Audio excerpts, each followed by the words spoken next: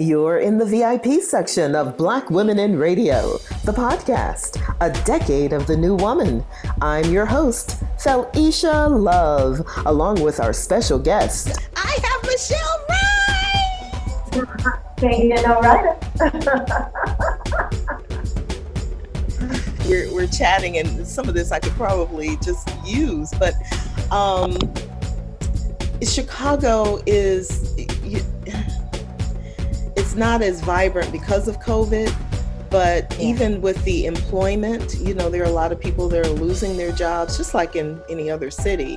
And so, it's not necessarily the promised land move, but it's a change in scenery that I needed. Okay. Which stations were you on in Atlanta? Because I, dip in and out of Atlanta every now and then. And I have over the years. KISS actually had 3 owners, and I was a part of all 3 over the years. Wow. V103 and Hot 97.5. And then when I did traffic, of course, various stations, WSD, and then there were some that were in Macon and Miami and Alabama. So then all over the place, I would say I started out in St. Louis, and then I got my first big radio gig in Erlanger, Kentucky. Wow. And then I moved from there to Cincinnati, and Cincinnati to Atlanta. Wow. But you know how radio is, and if you love it and if it's in you, you'll move around to do it, And at first that was fun. Moving around to do it was the whole reason to be in the industry, because that was a reason to explore and learn new cultures and new people and all of that fun stuff. But then radio changed dramatically, and and so here we are, trying to figure it out as it evolves. But radio is about thinking on your feet. So we're good at adapting. We're good at maneuvering and rolling with the punches and figuring it out. Speaking of which, let's talk about rolling with the punches, since most of us are in fight or flight mode at the moment with our jobs and life in general. How have you been able to adapt to just the radio industry for right now with all of the changes that's been going on? Well, when we first started this, we both said we're blessed and fortunate to have been in the industry for 20 plus years, 25 years or more, and I'm very fortunate in that we were given our equipment to be able to work from home a long time ago at SiriusXM. So the bulk of my work is with SiriusXM. So not only on the Heart and Soul channel, Monday through Friday, and Sunday afternoons for brunch. You'll hear me on the classical channel, Symphony Hall. You'll also hear me pop up imaging on some of the other channels as well. And I also have a contract with Entercom stations at radio.com. So you hear me on the classic rock station, and occasionally I'll pop into the station that I began my career on, which is WPGC. But everything is working from home, and long ago I was just so into the social media thing and being online and doing things virtually. I really dug that. So I was one of those people that, if there was something on pay-per-view, I was probably in on it.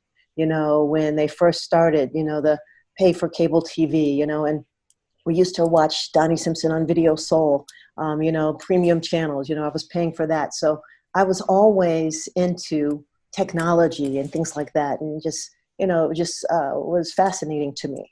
So being able to just transition from going into the studio to just using my home setup, which, I don't like to really call it a studio because it's nothing like what we have in our facilities with either radio.com, Intercom, or with SiriusXM. But, we have our own setup. So the transition has kind of been seamless because, again, our equipment, mirrors the same programs we use in the facility. So I just do it at home instead of going into a building in the studio.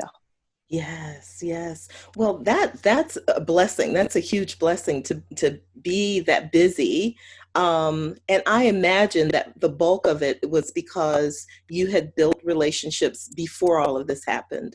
And so with it happening, it was just a smooth transition into continuing to do what you were used to doing. Is that what I'm hearing you say? Yeah, well, pretty much. Yeah, usually with every single place that I do some work with, we got on conference calls and we all just threw out ideas. How are we going to continue to do this and to do this at a high level, and do it with the same or at least a similar enough quality, so that things are not diminished with this transition. And again, fortunately, with all the different things that kind of work in concert with what I do with SiriusXM and what I do with Rio.com. Like, for instance, the Essence Festival that's every summer. And we host live from the Ford stage. Ford and Essence, we all figured out, you know what, everything is virtual, so let's do this virtually. So, I'm on Zooms talking to everyone from Lonnie Love to Will Downing to just anybody and everybody. It was just wonderful. CeeLo Green and just Charlie Wilson. The list is so long. So we just did it all virtually. And, Essence and Ford, they had their virtual stages. So when you got to the virtual stages, you would just see us conducting the interviews, home to home, artist to personality.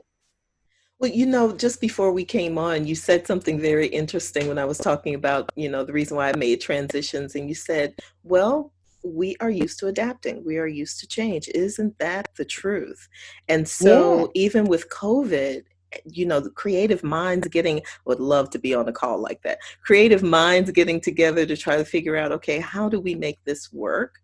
So that our audience does not even recognize the difference. And you come up with so many out of the box ideas from that. Yeah, but if you think about it, I think about how I was actually on the air when we got the word that Prince died. So Mm. we have the big TV in the studio, and I see across CNN Prince. So again, we are used to adapting, to rolling with the punches, to changing at a dime and on our feet, thinking on our feet so quickly. So everything that you plan, because you map out your show, you plan what you're going to talk about, what's going to happen, you got your features, et cetera, et cetera. But everything goes out of the window if something like that happens. So immediately I had to adapt and adjust and, just, reorganize and say, you know what? No, this is all about Prince. Now, anything that I had thought I was going to do, oh, there's no question I was not going to do that. So immediately it's open the phones. I can't believe we've lost a legend, and it's everything about Prince, and it's pulling up Prince on every computer in the studio. It's pulling up all the music. It's playing that music.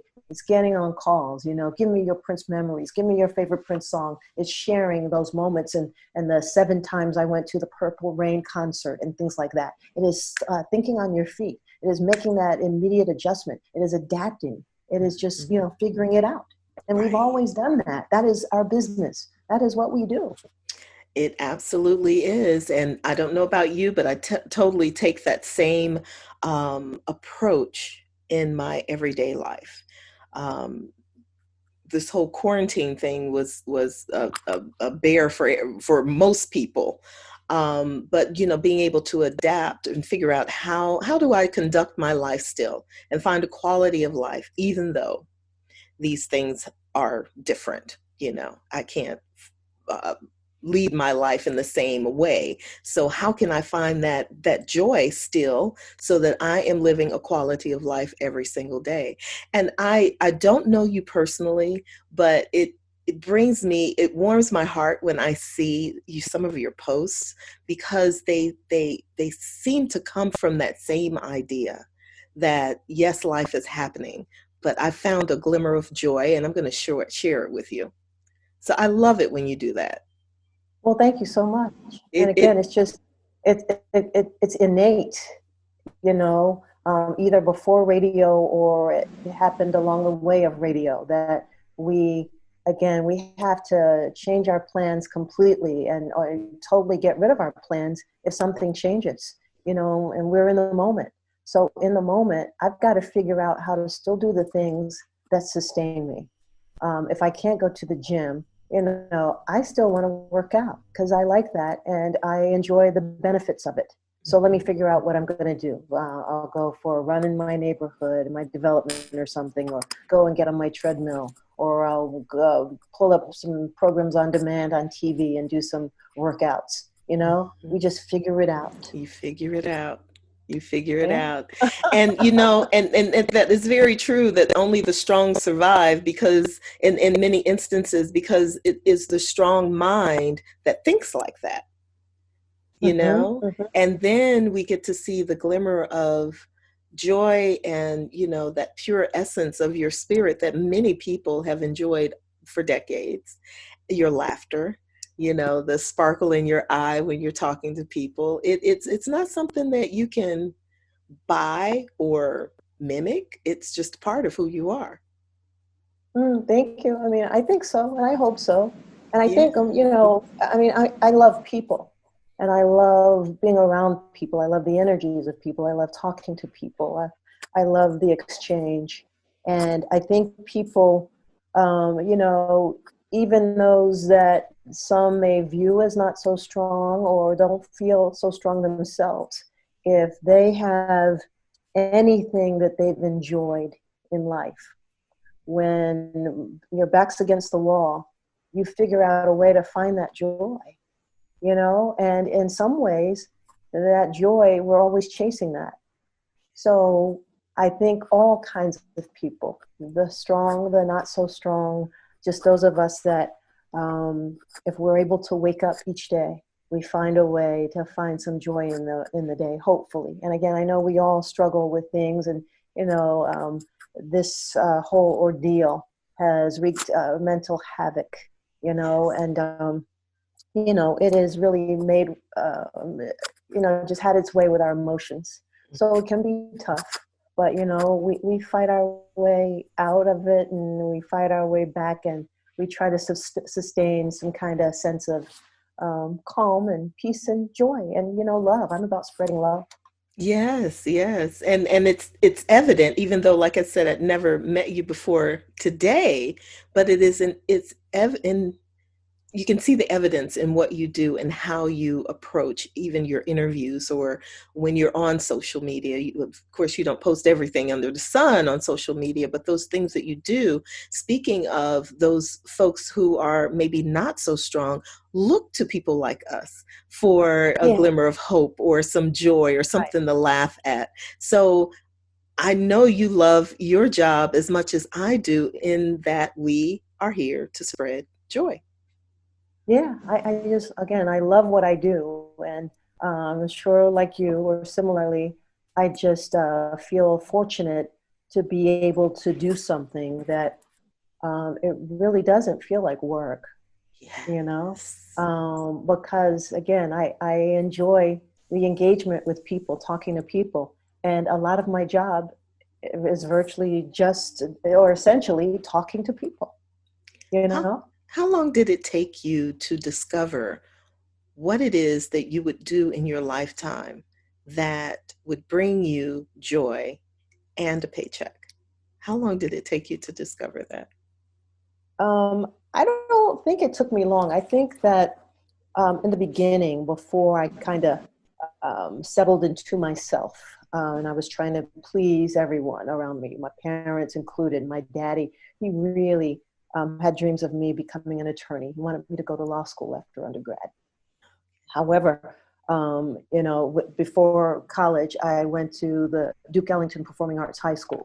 So I got exposed to just that whole creative thing. And I've always had this kind of creative thing. I would sit in the basement for hours when I was a kid, just listening to records and reading the liner notes on the back of album covers and things like that. So I just always had that thing. I wanted to be expressive, and I was always a good dancer and things like that. So whenever I would, because there was I had kind of a troubling childhood in a household environment, but anytime I found something that made me laugh, I knew I wanted that feeling again. I wanted to laugh. And I remember just what it felt like listening to the radio and hearing something that made me laugh. I mean, because I don't always just smile because of a good song, or just close my eyes and go and sing along. I might laugh because that's how it makes me feel. So music always, made me laugh, made me feel good, filled me up, gave me joy inside. And I knew I wanted to do something with music. And I actually never really thought about the connecting the two, like, oh, let me figure out what can I do to get paid that I also enjoy. I just really wanted to do something that I enjoyed doing, and that I thought I thought I was good at. And when I discovered radio, and sort of radio discovered me, it was at a time I was trying to be an artist. I used to rap and sing, and I play keyboards and write and things like that. Okay. And so I didn't, have much success going that direction, even though, I did, little things and records here and there, and was on a couple of projects. But radio, gave me kind of that same feeling, because I got to play music, listen to music, sing along to music, dance to music, and it's a little bit talk. of love. Yeah, a lot of love. And then you get paid for that. I'm like, wow, I mean, this ain't work. Yes. Yes. When I figured that out in the studio with music blaring and, dancing to the tune before having to go on to talk, oh my goodness, I thought I could do this. Yeah. I used to call the DJs on WPGC back in the day, and I used to become their phone friends. I would call the request line, and I would ask questions like, what is this radio thing? How does it work? And on the request line, the DJs I would talk to told me things like, well, there's something called the PD, program director, and they do this. There's something called the music director, they do that, et cetera, et cetera, et cetera. And I really talked my way into a trainee position. It was like 3 nights a week. I would come in overnights, and I learned to be a board op. And I was just pushing the buttons, playing the pre-recorded stuff, and learning the board and just being in that environment. And I just loved it. And the legal ID, I would play a recording of a guy who is still the voice of WPGC to this day. His name is Dr. Dave Ferguson, Dr. Dave. And the legal ID was WPGC FM Morningside, Washington. And, when you're young, you're more fearless and you'll take chances because it's more about forgiveness than permission. And, I knew I could say that. And so, I had the gall, the gumption I love to one night not play that. I said it myself. So that's kind of pretty much where it started. I love that. I love that. It took me a minute to realize that, you don't necessarily have to ask for permission first. I was one that have to ask for permission in order. And I was like, why am I getting passed up? That would be why. I didn't go the traditional path. I didn't study radio in college. I didn't, come in with like, this is how you're supposed to do radio. I came in and saying, I want to be able to play that music and talk to people. That's what I want to do. And so that's how I approached it. I love that. Tell me, what is your superpower? My superpower? What is your superpower? What is that part of your character that outshines everything else about you? I personally, other people may have, a lot of different other ideas, but personally, I think it's the ability to, no matter what, stay calm and keep going. That's a great superpower to have. The world can crash around me, and I find a way to stay calm and keep going. That is a really good one. Crash. You know what? But let me put on some Earth, Wind, and Fire. And you have to. Together. I love that superpower because I've seen people combust around me. It's just no more good. But there has to be one calm person in the room. I allow myself to have my moment. Yeah, of course. Yeah. I think mostly. Well, I don't hear you as nicely as I was able to hear you earlier. I don't know. All right. How about now? Are we there? Yeah, I can hear you. It's just a little more faint than the first part, but that's okay. I know that we've been back and forth for a little bit and trying to you know, coordinate those schedules. So thank you so very much for taking a moment to talk to me and with Black Women in Radio. The thing that really made me want to speak with you was because, like I said, your personality and that light that I would see when you're doing interviews and so forth. And I really wanted to get to know, who is Michel Wright? Who is this person? Because she's just larger than life when she's on stage or, you know, doing interviews. But it was just a part of you, maybe a softness that I wanted to get to know. And I don't know. I can just sense those things. I can just sense that. Um, have you heard that before? Do you get that at all? Yeah, yeah. I mean, I think, you know, throughout our times, and especially the ways that social media allows us to connect, we connect with people that have in other ways been unreachable. So we see people, and I think that authenticity and genuineness bleeds through no matter what. So That's if it. people feel that, if people feel that, I think that there is a connection that happens that, you know, there's nothing you can do about that. So hopefully I have that. You know, just it's been a long road. I mean, and as women, you know, we've faced and had to endure just a whole lot. But we're still here. We fight through it, and you know, there's so much resiliency that we have. And you know, the thing about life, it humbles you. So those that were not humble before have been humbled because of, you know, how life will do that to you.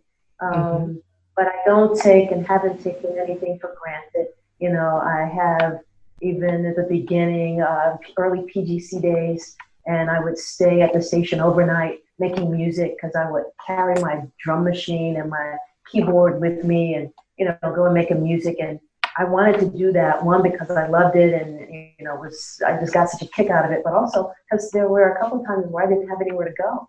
So I was able to stay at the station all night and then, you know, get out with the street team during the day and, you know, go around and meet people and make people smile. And then when it was time to work on the radio, do the same thing, make them smile in a different way from a different place.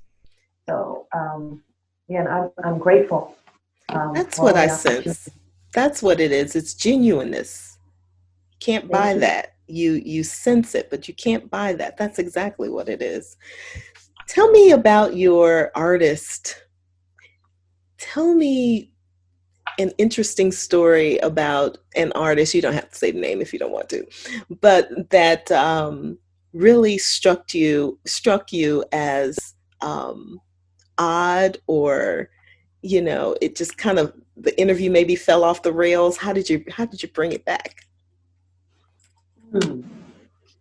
Off the rails. I'm not sure because the way I approach, you know, conversations with artists, I understand that people have bad days and we can be just off. You know, there've been some conversations that are not my greatest. That I'm like, oh, I wish I could talk to him or her again. But I'm not sure if I can recall anything that I felt just went off the rails because I try to allow for grace and, you know, just allow people to have their days and their moments. I really try to make sure people feel comfortable. And I just try to go with just who I am. I mean, if you show up who you are, I think that there's, you know, hardly any room for things to really go awry. And so a good interview I'll tell you about that I wish I had audio of. It was early in WPDC days. And WPDC, you know, legendary station in DC. And we used to have what they called the trifecta. There was the legendary, now Hall of Famer, Donnie Simpson in the morning. I was the bridge right after Donnie middays into Big Tigger in the afternoons. So it was Donnie, Michelle, and Big Tigger. And usually, because Big Tigger, Mr. BT Rap City, Donnie, Mr. BT, Video Soul, of course, those superstars would get these superstars, right? Mm-hmm. You know? Mm-hmm. And so there was a particular time that when, what's that song, Beyonce, Upgrade You, when that album that had the song Upgrade You out. And Beyonce was doing a promo tour. And so it was definitely going to be either Donnie or Tigger to get it. But for some reason, Donnie had to go somewhere, and I think Tigger's plane didn't get in time or something. And, you know, the program director was like, well, Michelle, you're going to have to talk to Beyonce. But see, for me also, I've always looked at people as people. And I'll tell you a story about that after that. So I was still, I was hyped up because I'm a Beyonce fan, Beyonce and Jay-Z. But I was hyped up, and I was always into getting music before we would actually put it on the radio. So, that was a fabulous show, but I would get, music with however ways that I got the music. But I would have been just living with this Beyonce album for a while. So when they told me, well, Michelle's going to have to talk to Beyonce, some of them were upset, and I'm sure Beyonce may have been a little upset because, she knows who Donnie Simpson is, and she knows who Big Tigger is, right? But she had to talk to this girl on middays named Michel Wright. And so, the team, it was like, I'm not going to exaggerate just for the sake of the story, but it seemed like 195 people crammed into the studio. Everybody wanted to hear out. I've seen that before. Yeah. Yeah. So, the idea, you're definitely going to feel intimidated, feel uncomfortable. Yes. But I didn't, because I had been living with this album. Mm-hmm. So Beyonce comes in the room, and my PD is like, okay, now don't forget, ask her, who she worked on, what features, no. And, I have had my defiant moments. So when Beyonce sat down and we opened the mic, first thing I said was, DC, me and B, we about to sing, say it back. And I started reciting the lyrics to her song, Beyonce Lost. Beyonce Lost. Beyonce was like, what? You know my song, It was all over. It was one of the best interviews I've ever done. And I don't have audio because they didn't plan on or really want me to do the interview. But thank goodness Big Tigger and Donnie couldn't. And we had the best time, and it was just us vibing on the music because I knew the song, I knew the music, so we talked, and it wasn't one of those radio promo interviews, you know what I mean? Yes. That was just one of my favorites. I will never forget that as long as I live. Oh my gosh, that is so exciting. That is so exciting. Well, I think for the most part, people who are professionals in radio or TV very rarely have a bad interview. It's rare. And so that's one reason why I asked about that, because there are many joyous moments that we get no matter who we talk to. I mean, it could be a star, it could be a fan, it could be a business person that we're getting to know, and the chemistry and conversation, on those airwaves is resonating. But the times where we are pushed to perform under such odds are, those tend to stand out. Now, I will say, just judging from your example there, having a bunch of people crowd in the studio at one time is hair-raising. Yeah, I mean, it was irritating. Yes. I said, DC, me and B, we about to sing, stand back, and that was the beginning line. Remember, Jay-Z said it on that song. And Beyonce, again, just lit up, said, oh, you know my music for him. I mean, and then the room lightened up because, it was just different. And again, it was one of the best moments for me. And I'm just so upset that, again, the way it happened, it wasn't supposed to be for me. So that's why it wasn't recorded or anything. But I got that memory. Oh, yeah, and a good one too, and a Yeah, good one. I Oh, know. wow. So, how many people do you think you have interviewed? Not people, but artists or celebs. Um, You well, got a whole yeah, list, I maybe know. maybe 11. I don't know, a whole lot. I mean, Yeah. everybody it seems. I I know mean, when I saw you with Neo, I was like, no, she didn't. yeah, but we talk to Neil all the time. Yes. So he's Yes. a member of the Heart and Soul Spirits XM. Yeah, we talk to Neil all. Yeah. Yeah. Oh my goodness. Tell me about work-life balance. So most of your day, well, your day isn't a 9 to 5 necessarily, Right. not for one radio station anyway. So how do you strike that work-life balance?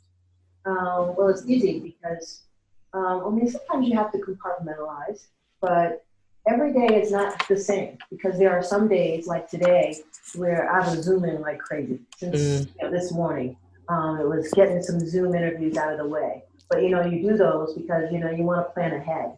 So we get Zoom interviews done and locked in so that they can air on a certain date, and you get those done. And once you get that rhythm, because radio is rhythm, just like music, it's rhythm.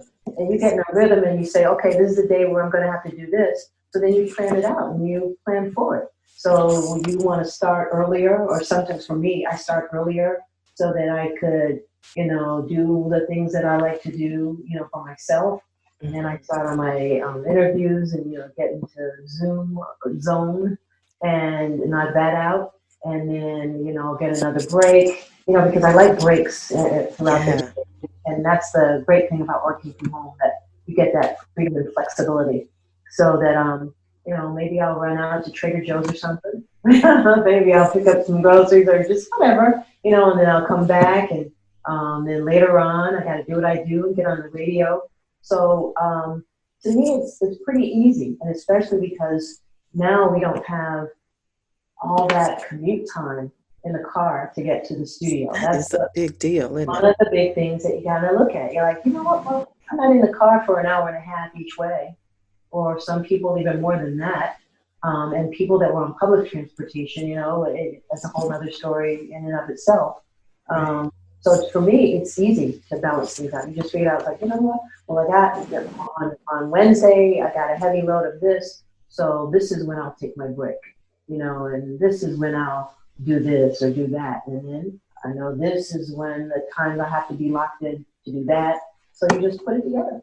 Right. Except when you get, an interview that's off schedule and throw you off beat. Yeah, but I mean, it's all good. It's all good. Oh my gosh. As much as a perfectionist as I try to be, those days where it throws off, I do have to give myself grace, but I am silently beating myself up. Um, because I know what it's like to try to squeeze something in that isn't necessarily highest priority, and so We I get so much more flexibility being at home. That yeah, it's all good. yeah. Are you still doing your music? Are you still writing or No, I mean, I get down on the keyboard every now and then in my basement, but I haven't done music in a long time. I used to, again, rap a little bit. Like there was a circle that was around the club and dance artist Crystal Waters. Crystal Waters. remember what And I tore the yeah, dance floor up on Crystal. yeah, and producers, the Basement Boys, and Mm, artists on were they Sony Epic Mass Order, the group. So I used to hang around that group a whole lot. So I'm on the Mass Order album. okay. Um, I had a contract with a guy that he passed away a few months ago, the legendary Vaughn Mason of Bounce Rock Skate Roll. Oh wow. Yeah, I was signed to Vaughn Mason for a while, Grove Street Records. And I had a couple of situations there. It's myself, but as a writer and a talent, and I had a group called Soul Funky, Soul SOUL Funky, and you probably Neat. will be able to see the song on YouTube or something. Soul Funky, Let's Get Down. um, co-written by Michel Wright and Vaughn Mason. Oh I'm the man. talent on the song, and I did a couple of things here and there. And, wrote with some of the young rappers. Because I used to be really, really good with words. When you work on a certain muscle, it gets stronger and stronger. But that's when I used to do it all the time. And I had another group called the Record Store, and we would do UK dance music. Just some things like that. But I haven't done that kind of stuff in years. Wow, that is exciting. Are you okay with me pulling any of those songs to play on this interview? I mean, it'll be hilarious because that was some. You want to go back to the 90s, you can. It would just be kind of fun to see, the timeline and how people evolve. I'm a geek like that. I love research. It's all love. Wow, that is so incredible. I did not know that you are that talented. Wow. A little bit of songs on, I did a little bit of something. I did when in the 90s I was on a couple of soap operas, Loving and the City. I did a few independent movies. We got a couple of Emmy Awards, a movie called Money Matters, and Anjanou Ellis, who played Hattie Moss Clark in the Clark Sisters movie that we saw on Lifetime. She was the lead in that movie, and I had a pretty big role in that movie. I played a teacher. Let's see, and of course, I did that DJ episode of Martin's TV show. A lot of DJs back in the day, Wendy Williams, You have such an incredible life. I love it. I love it. I was able to adventure a lot, which is a good thing with radio. Radio allowed a lot of that. Right. Now, did you seek those opportunities, or did they just kind of happen for you? It kind of happened. Yeah, it happens a lot. People don't understand that when you're in the right position in your life, sometimes things just they come to you. That's right. And similar to how I got on HBO's The Wire.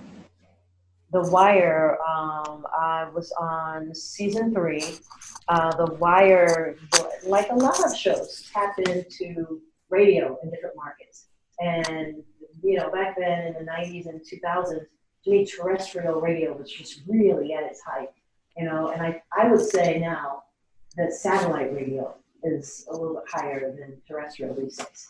But absolutely, TV used to tap into radio market, and so like for The Wire, they were going to the top 10 markets, and they wanted to go to the top stations in those markets and get someone from those stations to be in a scene in The Wire. And so the scene was going to be that, I think it was Stringer Bell, or I don't know, remember which characters, but they were driving from Baltimore to DC. And when they crossed that line and hit DC, they were, of course, were going to turn on the DC station. And this is a similar thing. Again, it was a blessing, actually, for me to be in the middle of the bridge between two legends, Big Tigger and Donnie Simpson, because by default, anything that they couldn't or didn't want to do, I would get. So Donnie was the go-to, of course, and for whatever reason, he couldn't do the Wire. And he said, let Michelle do it. So I had to go, and they were like, there's going to be this scene, and they're going to turn on the radio when they cross the DC line. And of course, they're going to turn on the stage, the number one station, WPGC. And so that was the scene in the car. They turned it on. It was like, hey, yourself, it's Michel Wright, 95.5, can't get no Wrighter, or whatever I said. And so we locked that into the HBO show. And so still to this day, I get those royalty checks when someone pulls up a Wire or, DVDs or whatever. And a quick funny story about how I still get those checks, even though they're not huge checks, was because being that I was kind of in the entertainment end of things, from doing movies and music and things like that. Early on, I learned about reunions and things like that. So I was a member of SAG early. Right. And so I remember I was also represented by an agency in New York that found me, when I was in DC. And the agency, advised me a lot. And so, I joined the union. And when I told them about this Wrighter thing, they said, don't mention anything about the union. And they said, wait until after it gets locked in. So after we did it, and I remember they came to me and they said, oh, we got the paperwork to be signed. This was probably a couple of months later.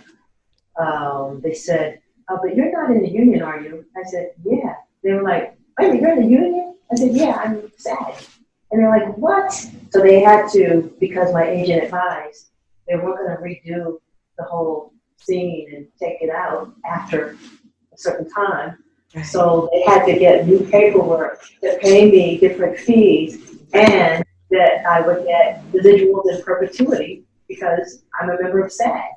So that's how that deal went by, and that's how I got in. It's like, oh yeah, I'm in SAG. But right on time, right on time. Oh my goodness. Funny, yeah. It's also a testament to being a savvy, or at least having someone in your ear to let you know how to negotiate those things, because we often lose out either getting paid insufficiently or lose out on the gig because we don't know how to navigate the waters. And the waters are always changing, so it doesn't matter, What that they say, the rules of engagement change every single day. Yes, yep. They do. Wow. That is incredible. Well, I could hold you forever. I was going to ask you about television, but I did not realize that you were in so many different shows. That is so cool. Well, I've got a lot of things to pull up. And I just watched The Wire, it was a couple of years ago, from series 1 through, because I'm not the kind of person that'll watch and wait for a TV show. I'll wait until the TV show, the series is gone, and then I'll binge watch. That's my favorite thing to do. And I did that not too long ago with The Wire. Oh my gosh, I'm going to have to go back because I didn't know you then. So I have to go back and, oh, there's Michelle. I'm going to ask you one more question. How have you been with the female relationships in your career? I know with me, there's been a tight knit of friendships that I've been able to cultivate, not because that's the way I wanted it to be, but it's just kind of the way it happened. And I'm just curious to know, each professional woman's journey. We often find ourselves walking alone. But then sometimes, once in a while, I'll run into someone who says, no problem in that department. What has it been like for you in your career? Well, for me, it's been kind of all over the place. Because maintaining long-term relationships has sometimes been difficult because, people, they'll go here, they'll go there, and you get so kind of, especially earlier in the career and, up until a certain point, you get so into building, making sure you put in the work and you get this gig or that gig, or you go for this gig or go for that gig. But along the way, I have no doubt, along the way, it seems like every single turn I make, on every single step I make, there's a flood of young people that will reach out to me privately for advice, for encouragement, for just, a boost, for a word. And we have an exchange because, I always let them know that whatever you get from me, know that there are some rules of reciprocity here. So I'm going to ask you some things too, because it is important that we learn from each other, that we lift each other. So I have unfortunately not been able to build a lot of long-term relationships with certain women along the way because, again, I was so busy in my career that I didn't get to do that. Mm-hmm. However, along the way, my relationships were mostly with the executives with the different companies. And here's what I mean by that. Every single company, I would because I've always been had a voracious appetite for just reading, for knowledge, for information. So I would read up on who was in charge of whatever company, whatever entity. And I would engage those people by sending them an email to ask them their opinion about an article, or to get their thoughts on, what their company doing this or that or whatever along the way. So all along the way, I made sure I kind of established some kind of relationship with executives at different companies. And the funny thing is that I didn't realize the groundwork that I was laying.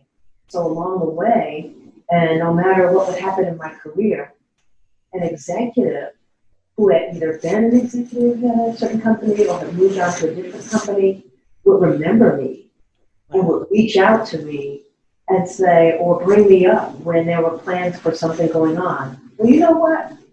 Michel Wright. Well, you know what? Let's call Michel Wright. Let's check Michel Wright. Let's try Michel Wright. And that served me, and I had no idea what I was doing when I was sending out those emails and asking, can we have a discussion about this going on in the news or about this going on in our industry? So I didn't focus on building relationships one-on-one with, and especially I didn't really get any much interaction with other personalities at other stations around the country even. But I do have some friends that we've been rocking together since the beginning of my career in the DC area, DC market, and we're still friends to this day, and we still reach out to each other, support and love each other. But again, along the way, my focus was on, you know what, I want to learn and I want to hear what the vice president of this company thinks about this. I want to get him to talk to me so that I grow, I learn, and those people remembered me. I love that. I love that. I like you. I didn't have a lot of relationships with other colleagues because we were competition. So you didn't seek those relationships out. Unfortunately, at least that was the mindset. We didn't get it until now, in this part of our life. They designed it so that we would think we were competing against each other. We really weren't. Absolutely. Really, we can have a different kind of competition about that because it was competition, but not really. Do you mind if we talk about it just a little bit before I let you go? Because the reason why I'm asking this is because I want to know how to make a difference. And when I have these interviews with so many different dynamic, beautiful women like yourself, I learn a lot, and I take nuggets of information to make what I do better. So that's, my wellness stuff that I do in Black Women in Radio. And what I'm finding more and more is that while we would have engaged in relationships with other women, we weren't in that mindset. We were focused on work and trying to figure out, how would we sustain ourselves, because we are the minority. We're Black and we're female. And when we meet another Black female, then we're a little nervous that she's going to compete for my job. So I wanted very much for Black Women in Radio to be that bridge. I think that we have learned a lot since those days. I think that a lot of it has changed. I want to relate it to sports a little bit. And even though you do get some bickering and that competitive spirit with professional sports, athletes, for the most part, they kind of, they're boys with each other. They're like, oh, okay, so Patrick Mahomes, you got the Super Bowl last year. All right, we're coming for you. But it's not that, I'm not going to talk to him because, it's not that. I think the way it was set up then was so that we would kind of not talk to each other. We would be fearful of each other. If they brought another woman in that place, we would be like threatened by each other. It was all designed that way because we didn't figure it out. And then the other thing is you had to go along with a whole lot of things because you wanted to keep working. You wanted to keep doing something that you enjoy and that you love.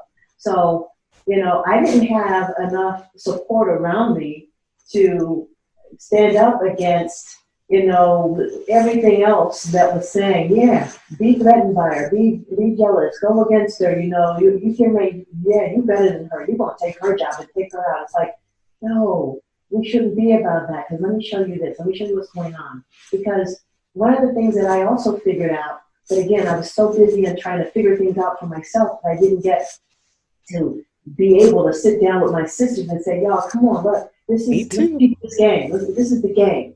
So the part of the game that I learned early on was that, you know what? You got to do something else while you're doing this, because they're going to occupy and tie you up so much that it seems like you can't do anything.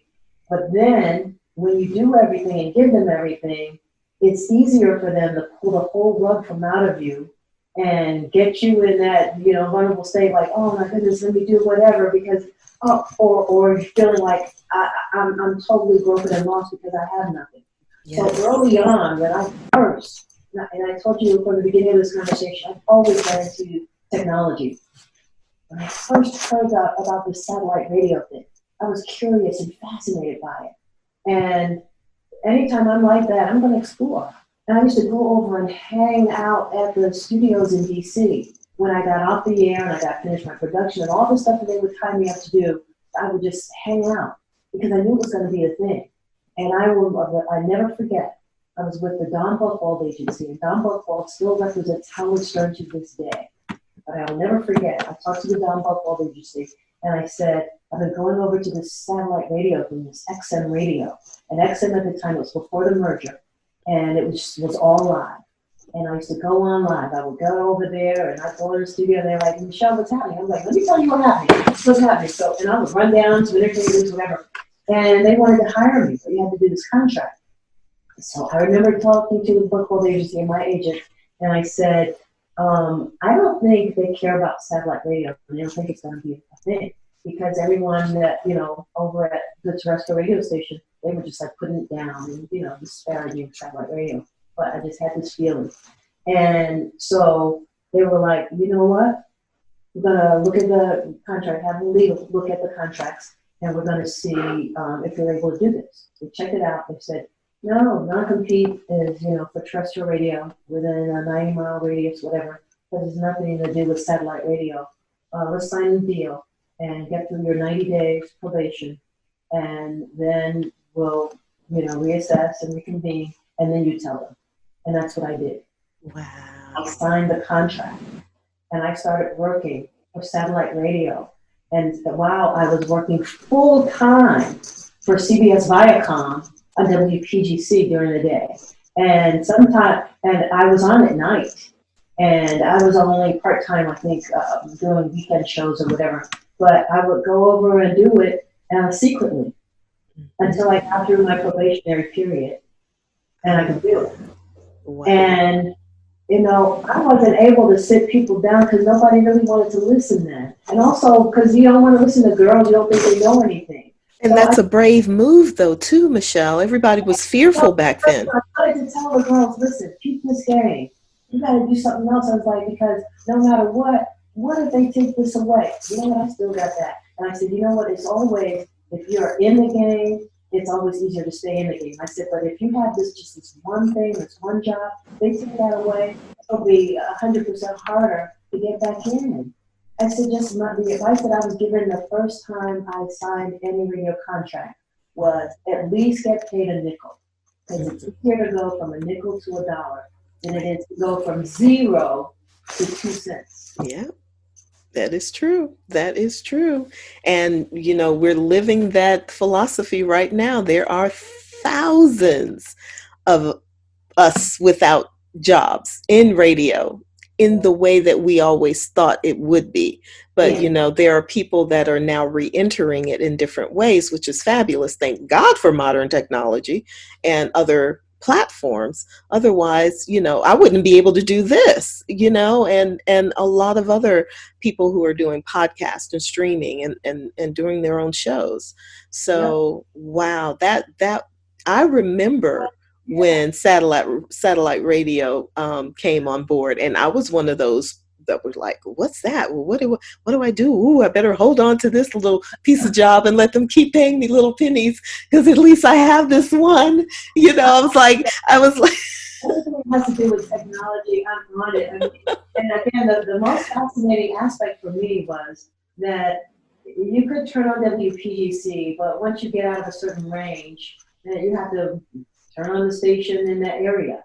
So for me, when the satellite radio thing was introduced, and I said, wait a minute, so someone could turn on the channel that I'm on, and it could ride from New Jersey to California and stay on still the here. channel. I was like, I'm in. Where do I sign up? I was like, that is amazing. Yes. Amazing. Yes. You know, Yes. and then again, the freedom on satellite radio. I love that we can have performances. We have performance studios that we don't have like, oh, well, you only have 2 minutes to talk about this because then you got to go to commercial, whatever. It's like, no, I want to just talk to people. Yes. We want to just talk. We want to just vibe, you know?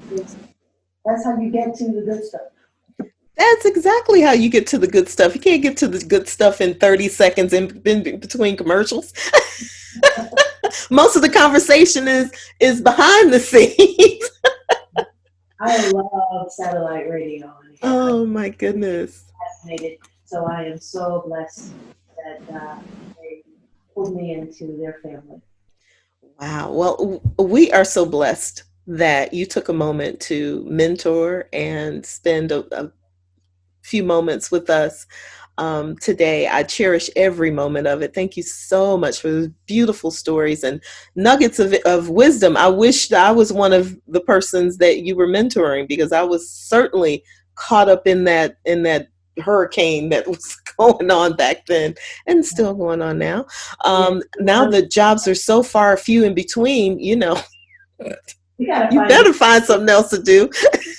You know what? You and I will talk again, because I think there may be a podcast opportunity for us, and certainly it'll be monetized. So I would love it. Absolutely. Right, to kind of have a round table of a show similar to, like, you know, The Real / The View. But always wanted to do that. Yeah, but we'll do it, you know, podcast, visual form, and yeah. When The Real came on, I thought, what an innovative idea. People needed to hear perspectives in that way, you know, from different nationalities and from women, because there's not a whole lot of television on for us, by us, you know. We're brilliant, and we're just put in this little box. So I would love the opportunity to do a podcast. Yeah, I love it. So excuse my hair, you know, this quarantine thing, I need to get my head up. You are beautiful, girl, please. Oh, you know that hair thing. Hair. You are absolutely beautiful. I love it. And I love that color too. So yes, please count me in. Please count me in. I want to do one more thing before I let you go. It's word association game. Just 30 seconds. Okay. Ready? Here we go. R&B, hip hop, or rock? R&B. R&B.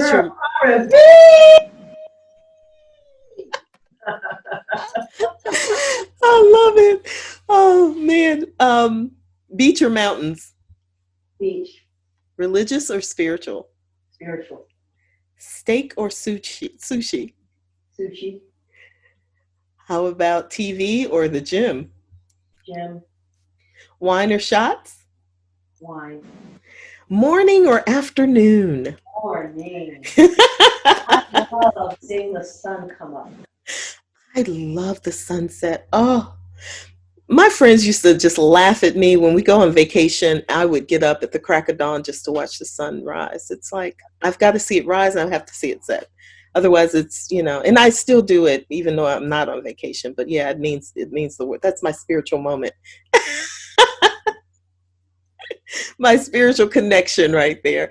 Michel Wright, you are awesome, woman. Thank you, and so are you. Thank you. It's such a pleasure to meet you, and I'm looking forward to doing more spectacular things with you in the future.